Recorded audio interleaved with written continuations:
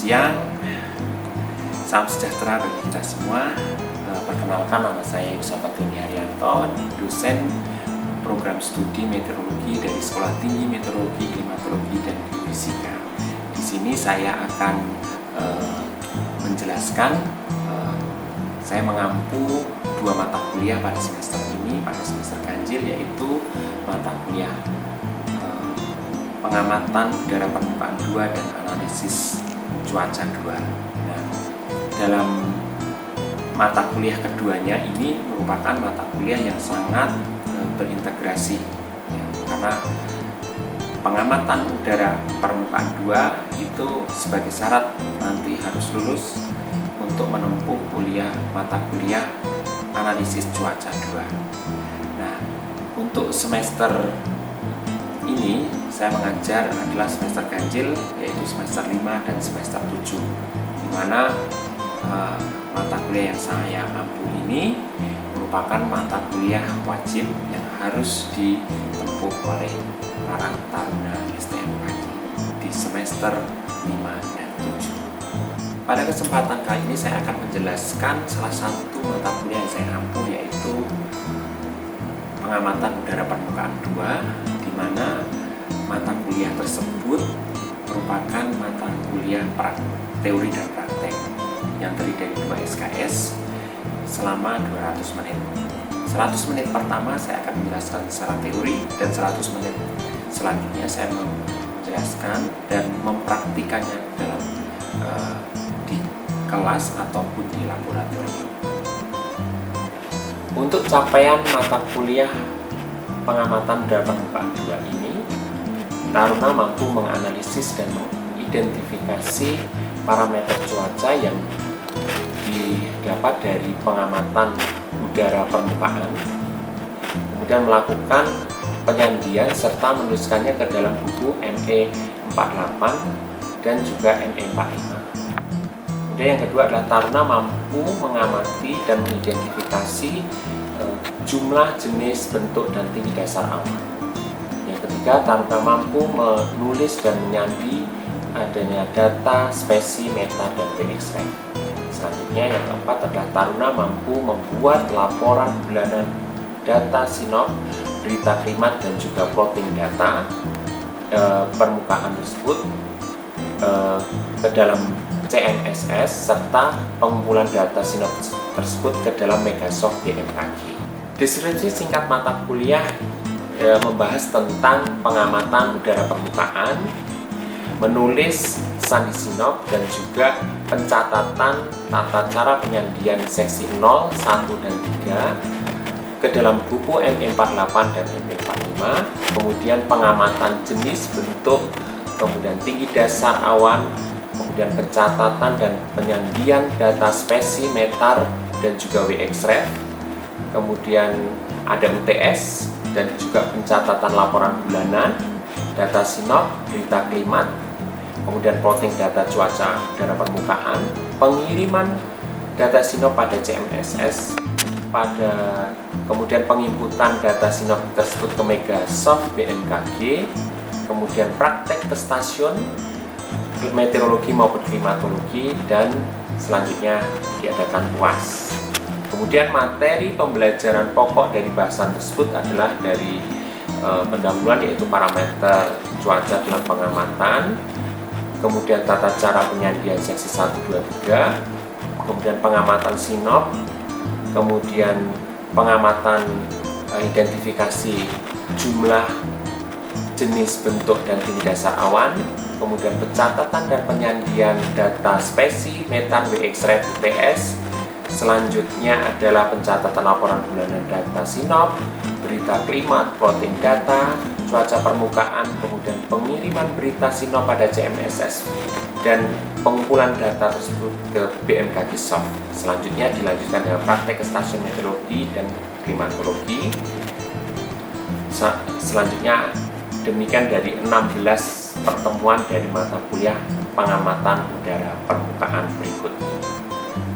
Sistem pembelajaran di masa pandemi ini di program studi meteorologi Sekolah Tinggi Meteorologi, Klimatologi, dan Geofisika dilakukan secara hybrid, baik secara luring atau offline di kelas maupun daring atau online menggunakan aplikasi pendukung seperti Zoom, Google Meet, ataupun WhatsApp Group. Sedangkan metode pengumpulan tugas, karena saya menggunakan sistem paperless atau mengurangi kertas, kami menggunakan aplikasi Google Classroom, Google Drive, ataupun Edlink yang terintegrasi dengan Siakat SIMAS STMKG, di mana saya memberikan instruksi kuliah ataupun tugas secara individu atau kelompok yang dikumpulkan melalui Google Classroom, Google Drive, Edlink yang terintegrasi di sistem akademik di STMKG.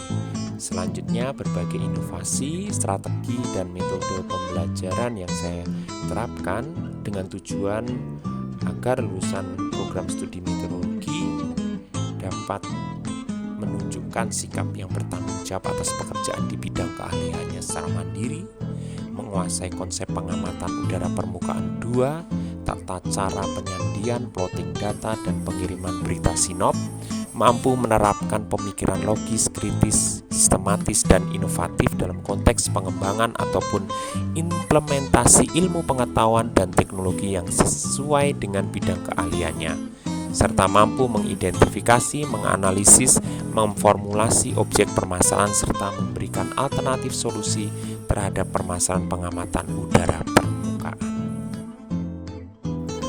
Metode pembelajaran yang saya terapkan adalah ada 3, yaitu metode ceramah atau penyampaian materi. Kemudian yang kedua adalah metode demonstrasi atau simulasi. Selanjutnya yang ketiga adalah metode diskusi atau kelompok. Dalam metode ceramah, taruna dapat memahami dan memperoleh materi secara luas. Di mata kuliah pengamatan udara permukaan kedua semester ini, ya, ada pun tujuan pembelajaran yaitu taruna mampu menjelaskan tentang bagaimana jumlah awan, kemudian jenis-jenis awan, selanjutnya adalah bentuk awan, dan juga tinggi dasar awan dan arah gerak awan. Nah,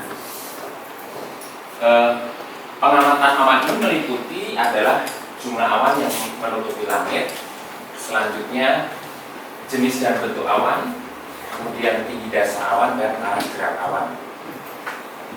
Nah, dalam menentukan jumlah awan di sini, kita bagi ubah awan tersebut. Kalau kita lihat nanti kita akan praktek dibuat ya, dibagi 4 ya, dibagi 4 ubah awan tersebut, terus kemudian kita bagi 4 lagi ya, jadi 1/8. Jadi di sini kita baginya menjadi 1/8 bagian, di mana pengamatan jumlah awan ini, jumlah awan yang menutupi langit di atas stasiun. Jadi nanti kalau kalian misalnya di stasiun meteorologi di daerah ya, kita melihat bagaimana nanti golongan atau bentuk awan tersebut atau jenis awan tersebut ya.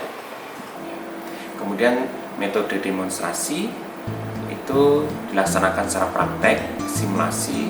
Saya berikan contoh seperti yang diterapkan di operasional BMKG ya, atau di stasiun meteorologi, dengan tujuan agar taruna dapat lebih tertarik dalam mengembangkan pola pikir dan mengkorelasikan teori tersebut dengan prakteknya di lapangan.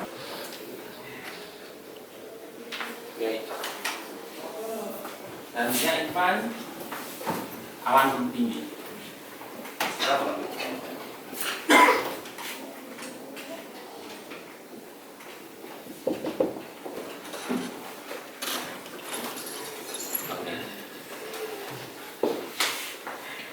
Dan ini terlihat bahwa jenis-jenis awan rendah yang berbentuk seperti bunga kol ya, yang kalau kita lihat di sistem pengamatan awan di luar ya, itu bergerombol, bertumpal-tumpal.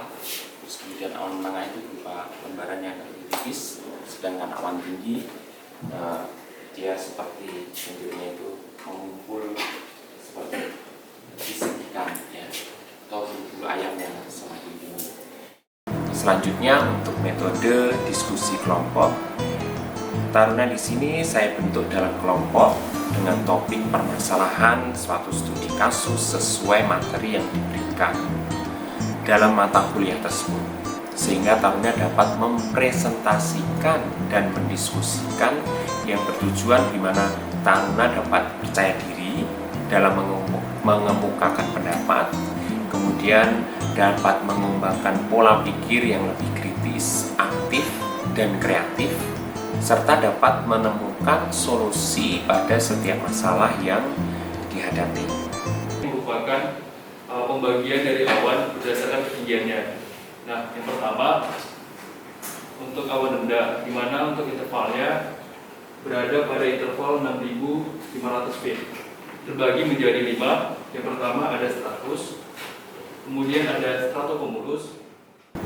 Selain itu juga saya menerapkan strategi pembelajaran based learning atau PBL yang sangat menunjang adanya pendidikan vokasi di STMKG ini sebagai suatu strategi dalam memberikan studi kasus atau permasalahan kepada taruna dikaitkan dalam kegiatan operasional BMKG atau di stasiun meteorologi di daerah, di mana sebagai contohnya adalah studi kasus dalam pengamatan awan, yaitu mendeskripsikan adanya ciri-ciri, jenis, bentuk, jumlah, tinggi dasar, serta arah gerak awan.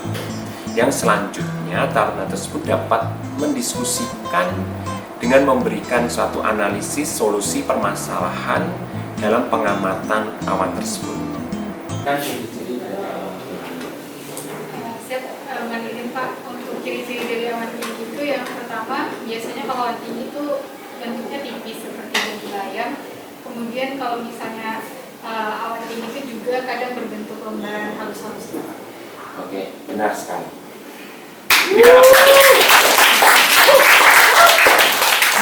Untuk mempermudah adanya penyampaian materi di sini, saya selalu mempersiapkan bahan ajar berupa slide presentasi, kemudian buku ajar atau buku pegangan, serta modul dalam praktikum. Sistem penilaian dari mata kuliah pengamatan udara permukaan 2 ini yaitu saya mengambil 50% teori dan 50% praktek, di mana sistem penilaian teori 10% yaitu aktivitas dan kemampuan komunikasi dari mahasiswa atau taruna tersebut. Selanjutnya 20% adalah diskusi kelompok ya, sebagai tugas kelompok ataupun mandiri. Selanjutnya 30% adalah UTS dan 40% UAS. Sedangkan sistem penilaian praktikum di sini 10% dengan aktivitas bagaimana taruna dapat terampil kerjasama dengan kelompok ataupun mandiri ya. Selanjutnya 20% adalah dengan tugas kelompok dan mandiri, dan juga 30% pembuatan laporan praktikum. Di sini adalah analisis dan juga tata bahasa dari laporan tersebut, dan 40% adalah ujian praktikum. Apabila hasil evaluasi tersebut dari penilaian tersebut dapat dilihat dari grup WA ataupun disimak siakat di sistem akademik STMKG. Kemudian apabila ada taruna yang nilainya kurang baik dapat segera remedial dengan waktu yang telah ditentukan oleh kalender akademik di STMKG. Selanjutnya kita saksikan video proses pembelajaran dan praktikum di Taman Alat Meteorologi di Sekolah Tinggi Meteorologi dan Klimatologi Geofisika. Ini ya, kita mengamati atau mendeskripsikan jenis-jenis awan, yaitu jenis awan rendah. Di sini kalau kita lihat adalah kita bagi kubah langit menjadi 4 bagian. Ini berarti ada berapa oktas di sini tadi? Siapa? 6 yang terdiri dari awan rendah, yaitu awan rendahnya sebagian besar apa? Awan cumulus ya. Ada ada sebagian kecil yang dari alto cumulus, tapi memang tidak seperti di sana. Itu sebenarnya ada awan alto cumulus, tapi dia agak lebih tipis ya. Kita ambil satu bagian saja di kuadran 3 ya. Kemudian untuk awan tinggi itu ada awan cirrus ya, sekitar hanya satu bagian saja ya. Jadi jumlah keseluruhannya adalah 6 oktas ya. Dan nanti seperti dideskripsikan, jenis awan cumulus ini seperti bunga kol ya, yang bisa saja nanti menjadi awan konvektif ya, bertumbuh menjadi awan cumulus ya. Selanjutnya kalian nanti akan bisa berdiskusi di sebelah sana. Kita bagi kelompok ya untuk mendiskusikan jenis-jenis awan ya, kemudian bentuk awan dan juga berapa tinggi dasarnya dan juga dan arah dari mana awan bergerak tersebut. Nah, seperti ini awan rendah ini, awan cumulus ini dia bergerak apa tidak? Apa dia STNR? STNR itu stationary atau diem? Sepertinya stationary ya. Ya. Pada umumnya stationary ya.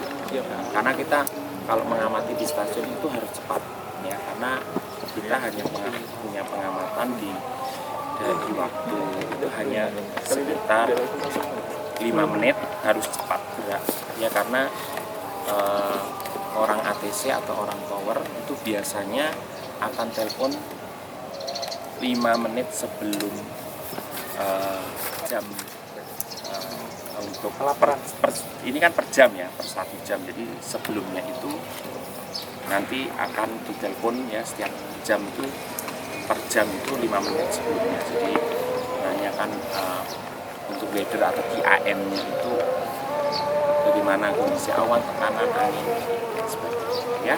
Selanjutnya kita akan diskusi ya, kita bagi kelompok. Oke? Siapa? Jenis atau bentuk awan ya, kemudian berapa tinggi dasar awannya, dan juga awan itu bergerak dari arah mana ya. Kita akan bagi 3 kelompok, silakan.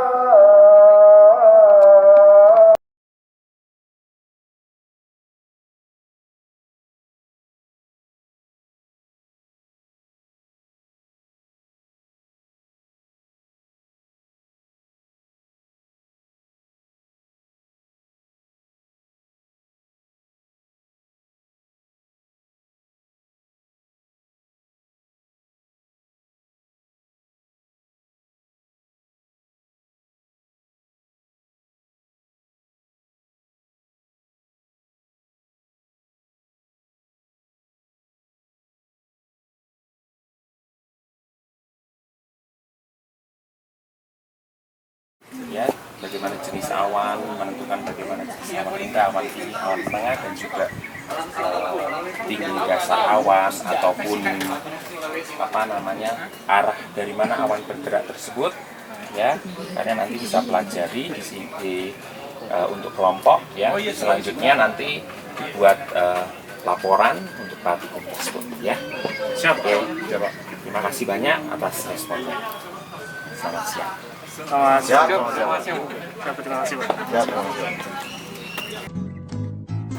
Demikian deskripsi singkat dari saya, semoga dapat memberikan gambaran mengenai kegiatan pada bidang pendidikan dan pengajaran yang saya lakukan sebagai dosen program studi meteorologi di Sekolah Tinggi Meteorologi, Klimatologi, dan Geofisika, khususnya mata kuliah pengamatan udara permukaan 2. Atas perhatiannya saya ucapkan terima kasih. Pesan saya, terus berinovasi, berpikir positif, maju, kreatif, serta produktif. Taburlah kebaikan agar kita juga akan menuai kebaikan juga. Saya Yusafat Doni Haryanto. Semoga video ini bermanfaat dan salam sehat selalu. Terima kasih.